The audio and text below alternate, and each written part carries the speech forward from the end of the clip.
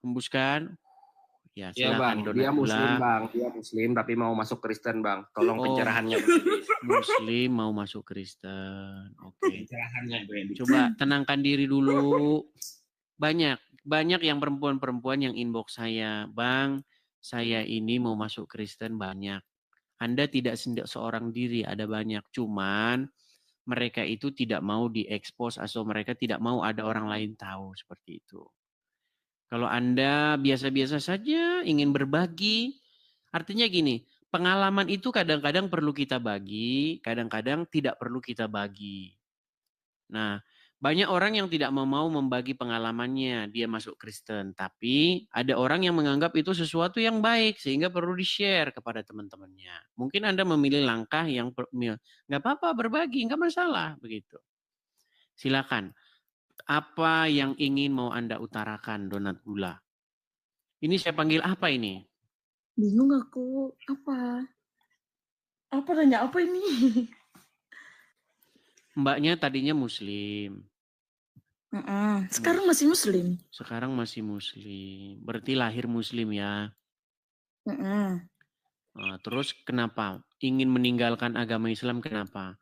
Apa karena pria atau karena yang lainnya? Karena pria. Karena pria. Jadi begini ya Mbak ya. Pertama-tama, kalau meninggalkan agama Islam karena seorang pria, nanti ketika pria itu mengecewakan Anda balik lagi ke Islam. Iya, sudah banyak kejadian kayak begitu.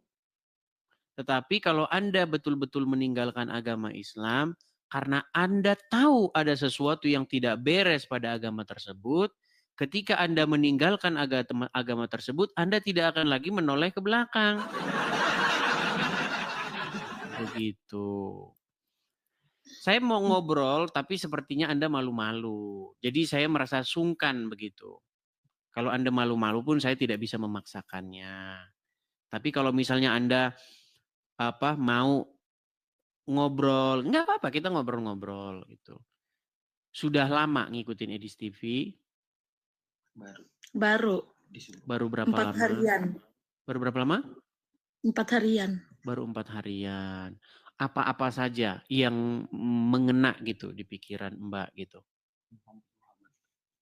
Kenapa? Tadi yang apa? Menuhankan Muhammad. Yang menuhankan Muhammad katanya. Bukan, saya tidak nanya dengan dia. Maksudnya? Iya kan tadi apa namanya nonton videonya bareng. Oh, nonton videonya bareng. Iya. Jadi begini, banyak orang tidak tahu definisi mempertuhan. Banyak orang berpikir mempertuhan itu adalah menganggap dia itu pencipta alam. Padahal bukan seperti itu. Definisi mempertuhan yang dimaksud oleh Al-Quran dan juga yang dimaksud oleh Bible adalah bagaimana kita membuat diri kita takluk mengikuti apapun maunya. Itu mempertuhan.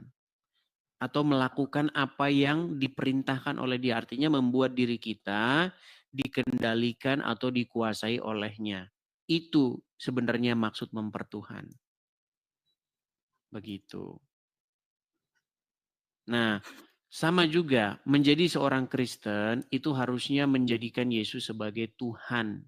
Apa maksudnya menjadikan Yesus sebagai Tuhan? Artinya membuat diri kita itu dikuasai, dikendalikan, diatur, dipimpin, dikepalai oleh Yesus. Itu maksudnya menjadikan Yesus sebagai Tuhan. Nah, kita tidak boleh menjadikan setan sebagai Tuhan kita. Ketika kita menjadikan setan sebagai Tuhan kita, maka hidup kita itu akan dikendalikan, dikuasai, diperintah, dipimpin oleh sang setan itu.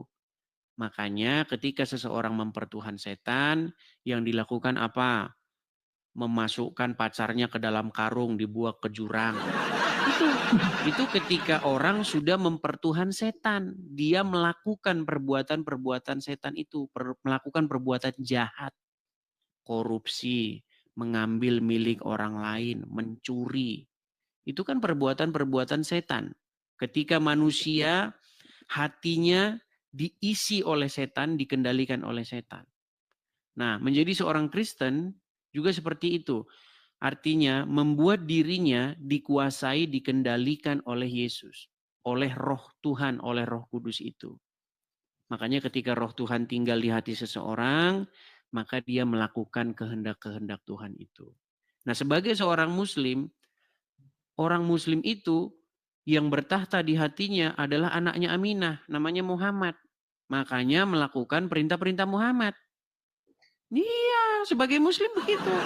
Contoh. Pagi-pagi ambil air, ya kan? Sedot-sedot 3 kali, betul tidak? Waktu muslim begitu. Coba siapa yang bikin Anda jadi seperti itu? Pagi-pagi ambil air, sedot-sedot, siapa? Ya karena ajarannya Nabi Muhammad. Iya, karena Muhammad. Nah, karena Muhammadlah seorang muslim itu bergerak. Begitu. Makanya saya bilang, yang mengendalikan seorang muslim itu Allah dan Muhammad. Begitu. Nah, menurut Muhammad, mungkin mbaknya belum pernah dengar tadinya sebelumnya. Menurut Muhammad, apa alasan seorang muslim ambil air lalu menyedotnya 3 kali, menghirupnya 3 kali? Gitu. Apa? Tahu nggak apa alasannya? Untuk membersihkan aja sebenarnya. Salah.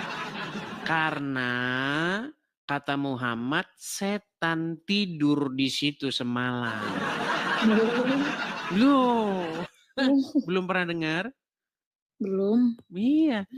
Nih, saya kasih tunjuk ya. Artinya kalau kita ngomong-ngomong tanpa dasar itu kan nanti kita disangka fitnah ya. Nih, saya kasih contoh. Lihat ya.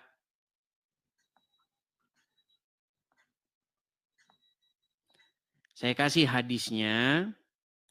Bagaimana setan itu tidur di lubang hidung orang Islam. Makanya saya bilang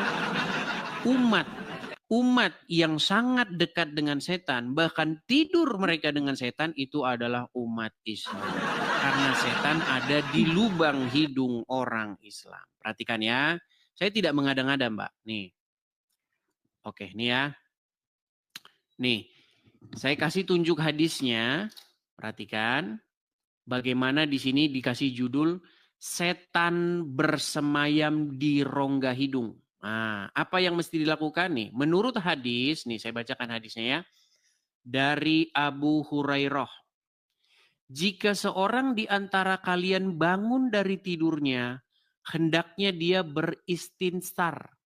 Maksudnya memasukkan air ke lubang hidungnya untuk kemudian dikeluarkan kembali sebanyak 3 kali.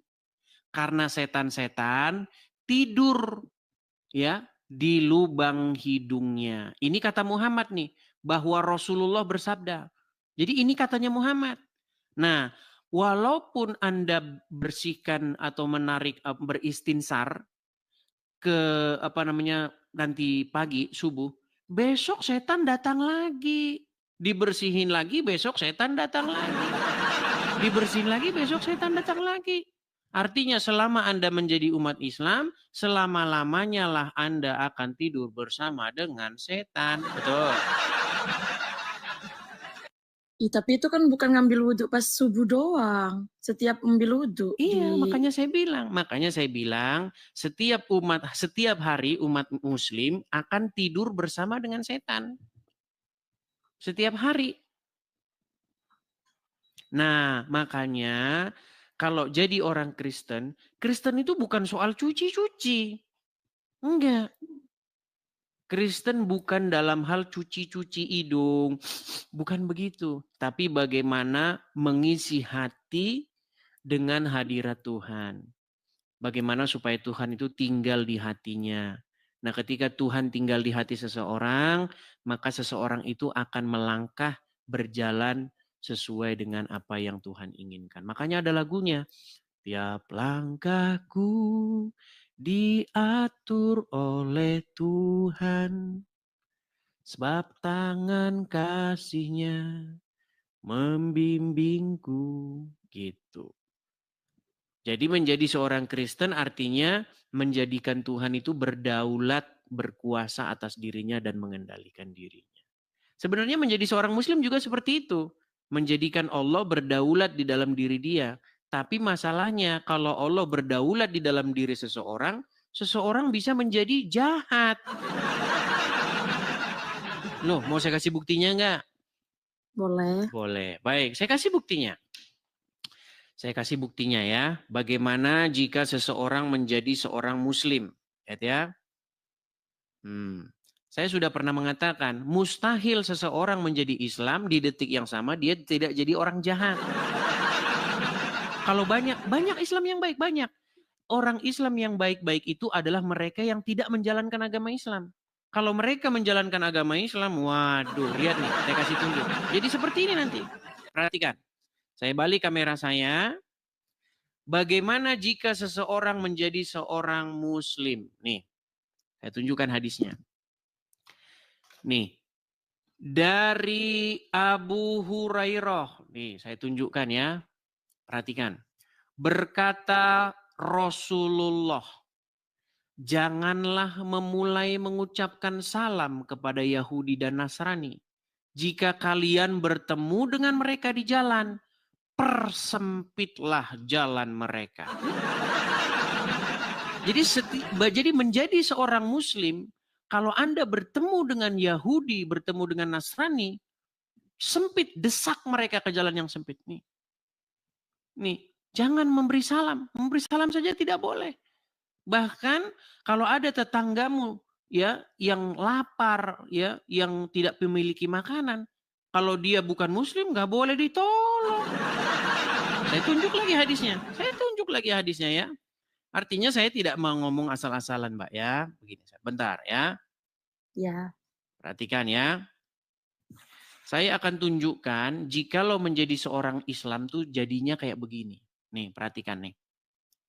Diriwayatkan oleh Tirmizi, diriwayatkan oleh Abu Daud dan seterusnya. Perhatikan ya. Nih. Saya kasih baca, beliau menegaskan, nih hadisnya. Nabi SAW bersabda, jangan engkau berteman kecuali dengan orang beriman. Dan jangan memakan makananmu selain daripada orang yang bertakwa.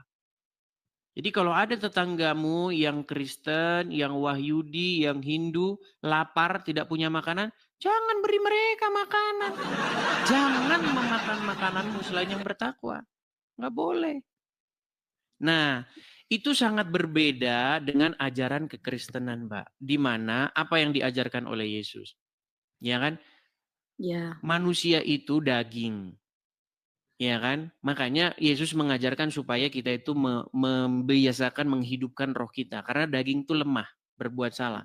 Makanya kita itu dibiasakan untuk mengampuni orang. Makanya Yesus berkata, ampunilah kami seperti kami mengampuni orang yang bersalah kepada kami.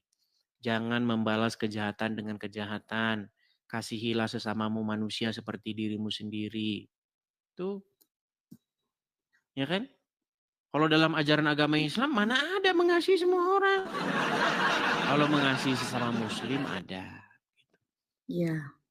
Iya, mengasihi sesama muslim, berbuat baik harus sesama muslim. Tapi jangan salah ya, jangan salah. Kalau Anda ganti agama hanya karena seorang pria, karena pasti suatu saat dia akan mengecewakanmu. Suatu saat pasti akan membuatmu juga sakit hati, pasti. Nah, ketika nanti sakit hati, saya mau balik lagi ke Islam. Banyak kayak begitu. Pindah agama cuman hanya karena laki-laki, pindah agama cuman karena perempuan. Banyak jumlahnya. Seperti itu. Artinya belajar dulu, belajar begitu. Dan saya pesan juga kepada pacarmu supaya kalau jadi Kristen itu harus mencerminkan karakter Kristus seperti itu, karakter Yesus begitu. Seperti itu. Iya. Iya. Jadi kalau selama Anda jadi muslim, siap-siap nanti malam tidur, malam ini kan tidur, siap-siap setan juga bermalam di hidup. Loh, Loh, iya, buktinya pagi-pagi harus ambil air wudhu. Dihirup 3 kali. Karena kata Muhammad, setan tidur di hidung. Tapi Iya. kalau jadi orang Kristen, setan tidak akan tidur di hidung. Begitu. Makanya memang tidak heran karena seorang Muhammad sendiri, saya kalau ngomong itu nggak anu ya, maksudnya gini.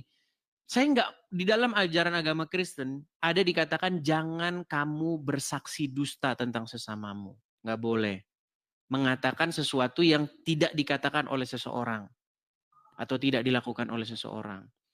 Ketika saya katakan Muhammad mengajarkan ini itu kan betul. Nah, seorang Muhammad itu bahkan dia sendiri tuh kena sihir. Iya, dia Muhammad tuh kena sihir. Tapi mungkin cukup dulu itu ya. Nanti kalau banyak-banyak nanti ini. Mungkin itu dulu. Bagaimana? Iya. Oke. Karena saya lihat juga mbaknya juga seperti tidak mau banyak orang tahu. Karena yang nonton ini banyak nih. Jangan-jangan tetangga Anda nonton juga. Itu yang saya jaga juga. Oke, begitu? Iya. Oke, terima kasih. Saya turunkan ya. Iya, makasih. Oke, terima kasih sama-sama. Nah, itu ya teman-teman ya.